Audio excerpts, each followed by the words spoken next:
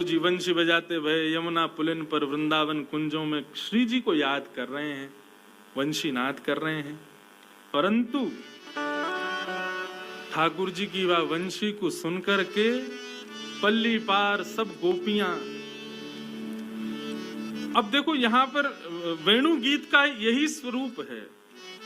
ठाकुर जी वेणुनाद करते हैं श्री जी को स्मरण करके, परंतु उस वेणुनाद को सुनकर के गोपियों की स्थिति ऐसी होती है वे देहाभिमान शून्य हो जाती हैं। जो काम कर रही हैं उसी को करने में रह जाती हैं, या जो काम कर रही हैं उसमें मन नहीं लग पाता, भूल जाती हैं सुध बुध कहां बैठी हैं, क्या कर रही हैं, कैसे कर रही हैं।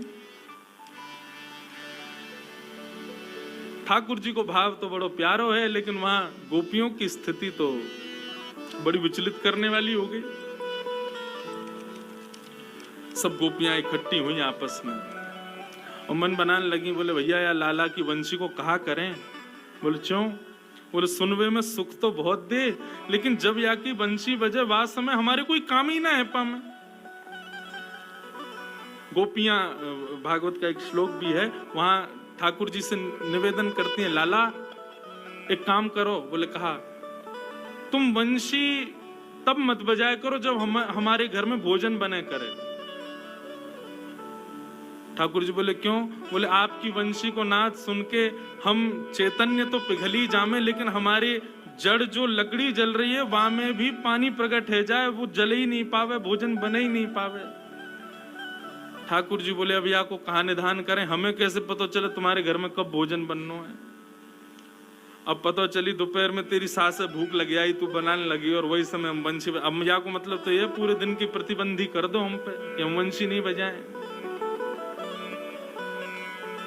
आज सब गोपियां मन में विचार करने लगी, बोले देखो सुख अपनी जगह भैया, लोक लाज भी तो देखनी है, परिवार भी तो देखना है, और या कन्हैया के चक्कर में तो हमारा सब बर्बाद है जाएगा। एक गोपी बोली कल मैं तो खिचड़ी बना रही, और वही समय यानी वंशी की ऐसी तान छेड़ी कि नमक की जगह शक्कर डाल दी वो खिचड़ी में। सब गोपियां अपनी अपनी स्थिति कहने लगी, मन में विचार करने लगी कहा करें कहा करें। तो सब गोपी ने मन बनाया, बोले एक काम करो, लाला की वंशी चुराए लो।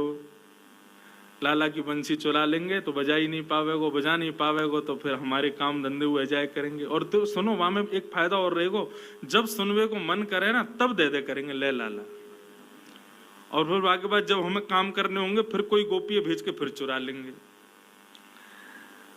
गोपियां सब ये चर्चा कर रही थी, तभी वहां से ठाकुर जी का एक सखा गुजर रहा था जिसका नाम है मधुमंगल। तो मधुमंगल तो ठाकुर जी की सीआईडी फोर्स है। यहाँ सब ये चर्चा कर रही थी, तभी वहां से ठाकुर जी का एक सखा गुजर रहा था जिसका नाम है मधुमंगल।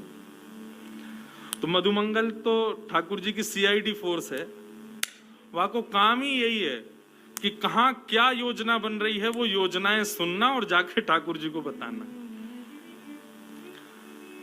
अच्छा, मधुमंगल जो ठाकुर जी से बहुत बड़ा है उम्र में, लेकिन ठाकुर जी के संग ऐसे रहता है जैसे संग कोई बालक है का।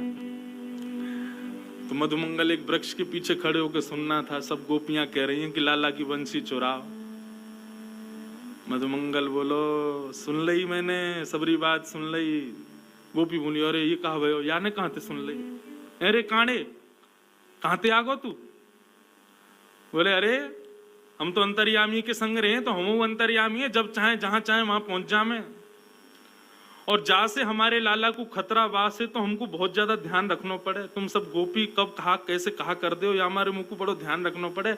और आज मैंने सुन ली है तुम्हारी बात जो तुम कह रही है। अरे सखियों, अरे गोपियों, तुम तो बड़ी निर्दयी हो, बताओ हमारे लाला के बारे में ऐसा सोचो। सब गोपी बोली कहा सुनो तेने? बोले मैंने सब सुन लियो कि तुम लोग कह रहे हैं कि हम लाला की वंशी चुराएंगी। सब गोपी चरण पकड़ने लगी, बोले तो पता चल गई है, अब ठाकुर जी से मत कहियो। बोले कहियो, अब्बा वंशी की जिम्मेवारी मेरी है, तुम चुरा के तो दिखाओ।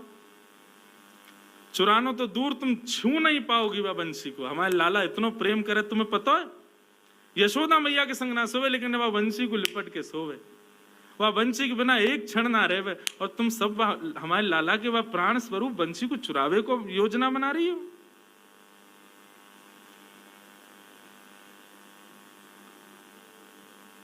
मैं रक्षा करूंगा, ना चुरा पाओगी बंशी। गोपी बोली, मधुमंगल तू हमारी बात सुन, यदि तू हमारी बात सुनेगो तो तू भी राजी करेगो कि बंशी चुरानी चाहिए। देख हमारे घर की स्थिति का कर दी है वह बंशी ने। जब जब बजाय की वजह से जो जो घरों में हो जाता है वो सब बताने लगी गोपियां। मधुमंगल बोले, मेरे पास एक उपाय है, वंशी भी ना चोरी करनी पड़ेगी और तुम्हारे काम भी आ जाएंगे। गोपी बोली, कहा करनो बता दे भैया, तेरे पाम पूछे, जल्दी बता। बोले, एक रुई को फोआ लाओ। गोपी बोली, अच्छा फिर? बाकी 2 भाग करो। बोले, अच्छा फिर? बोले, कानन में ठूस के 24 घंटा रहो, वंशी की ध्वनि जावेगी ना, तुम्हारे काम भी आ जाएंगे, लाला की वंशी बच जाएगी। अरे मधुमंगल कैसी बात करे, पूरे दिन कानन में रुई घुमा के घूमेंगे, डाल के घूमेंगे, कहा कहेंगे ब्रज के लोग, सब हंसी उड़ामेंगे। अरे या तो काम ना चलेगो, एक ही उपाय है, अब तो बंशी चुरानी ही पड़ेगी। मधुमंगल बोलो, एक उपाय और है। गोपी बोली, बता दे भैया, दूसरा उपाय बता। बोले, एक लंबो कपड़ा लाओ। बोले, अच्छा। वाकू मोहते लेके कान तक बांधो। बोले, फिर? बोले, फिर यमुना जी में कूद के मर जाओ, ना बचोगी तुम, ना बचेगी ये बला। हाँ, कूद काट के खत्म करो। ऐसो मधुमंगल। गोपी बोली, अरे हम कौन ते बात कर रही हैं। मधुमंगल बोलो, भैया बंशी तो नहीं चुरा पाओगे, क्योंकि वह बंशी की जिम्मेवारी अब मैं ले लूंगा। मधुमंगल लौट के गए ठाकुर जी के पास। अरे लाला कहा कर रहे हो? बोले, कछु ना भैया, बैठा हूं। बोले, लाला एक गुप्त खबर तो को देनी है।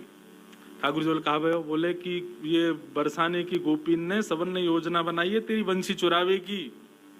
बोले, अरे कहा बात करे? बोले, और नहीं तो सांची बताओ। बोले, सांची कह रहा हूं लाला, या बंशी चुरावे को दोल नहीं है सबरी।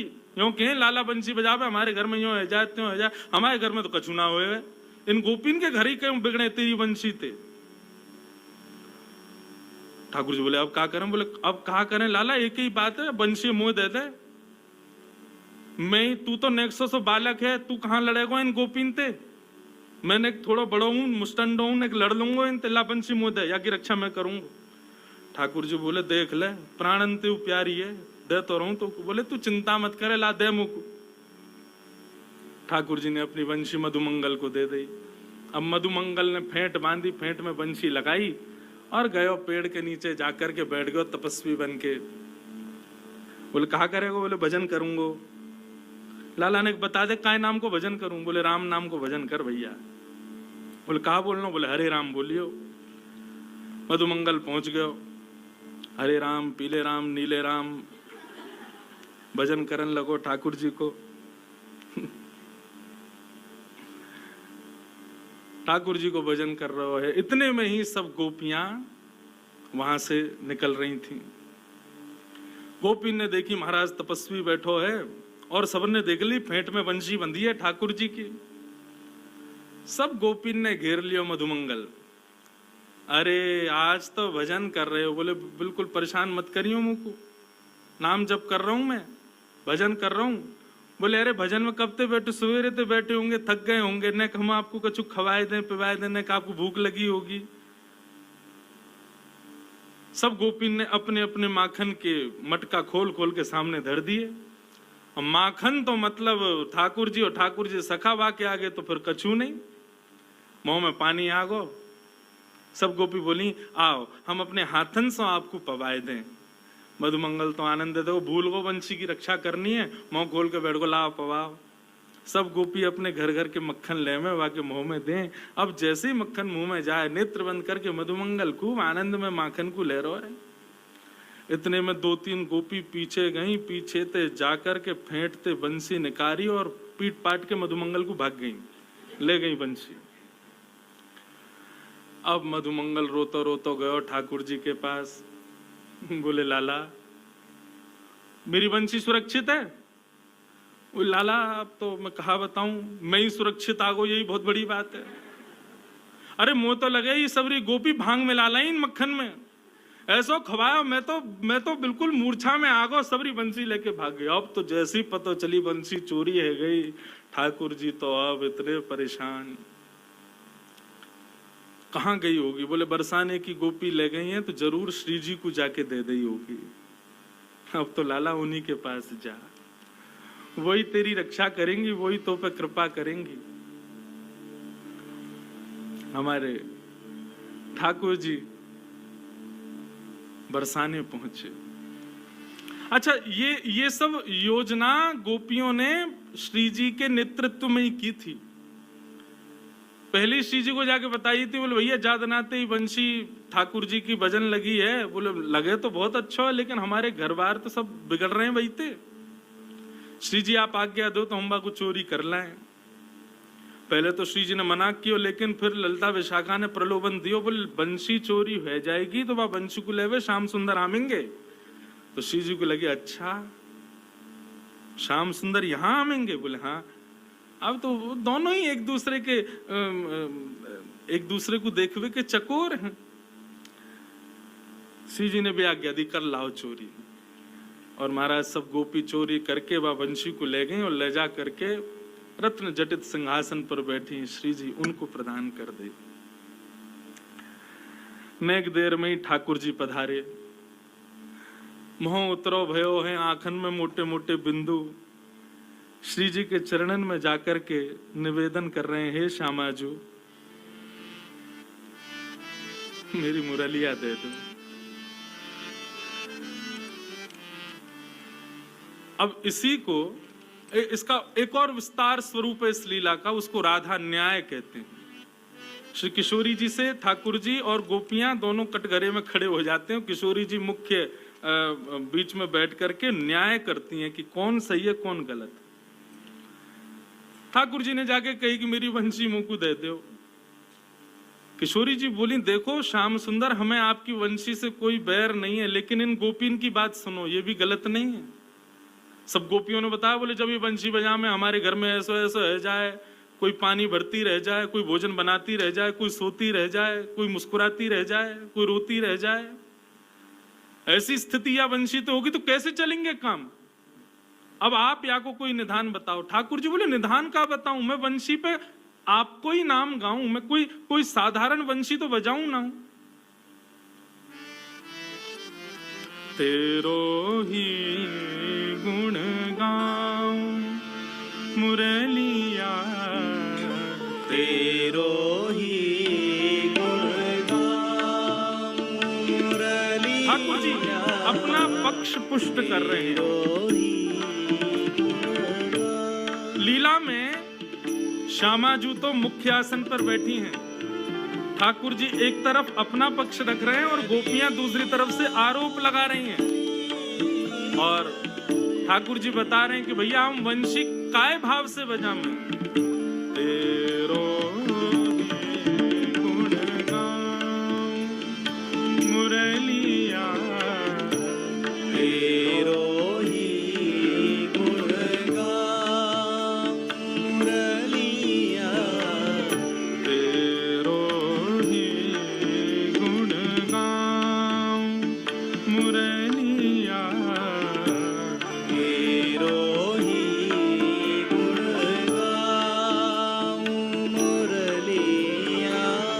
तुम हो कुंवर किशोरी राधे, तुम हो कुंवर राधे, मैं तेरे ही हाथ बिकाऊं श्यामा, तेरे ही हाथ बिकाऊं श्यामा, तेरे ही हाथ बिकाऊं श्यामा, तेरे ही हाथ बिकाऊं श्यामा, तेरो ही गुण गाऊं